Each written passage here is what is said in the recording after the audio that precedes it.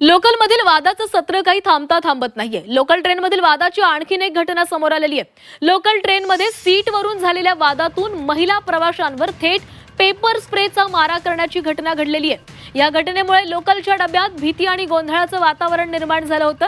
कल्याण CSMT जलद लोकलमध्ये ही घटना घडलेली आहे। डोंबिवली आणि कल्याणच्या महिला प्रवाशांमध्ये हा वाद झाला।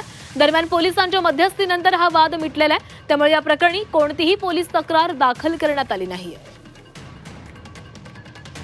आणि या संदर्भामध्ये अधिक बोलणार आहोत। आमचे प्रतिनिधी आतिश भोईर आपल्यासोबत आहेत। आतिश, लोकलमधल्या भांडणांचे वादाचे अनेक आता घटना समोर येऊ लागल्यात। आणखीन एक घटना समोर आली ती म्हणजे महिला प्रवाशांमध्ये वाद झाला आणि या वादामध्ये पेपर स्प्रे एक समोरच्या प्रवाशावर मारण्यात आलेला आहे।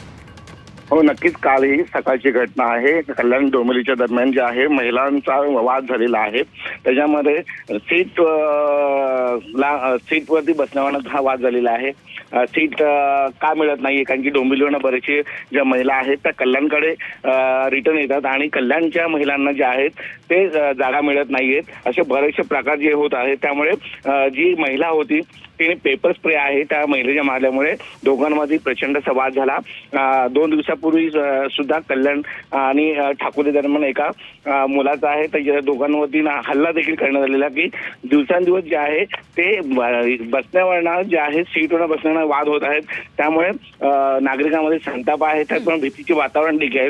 मात्र जे प्रवासी आहेत त्यांचं एकच म्हणणं आहे की रेल्वे प्रशासनाने जे आहे ती लोकल वाढवाव्या किंवा लोकलचे डबे देखील वाढवावेत कारण की हे वाद वारंवार होत आहेत। नक्कीच आतिश, धन्यवाद दिलेल्या सविस्तर माहितीसाठी।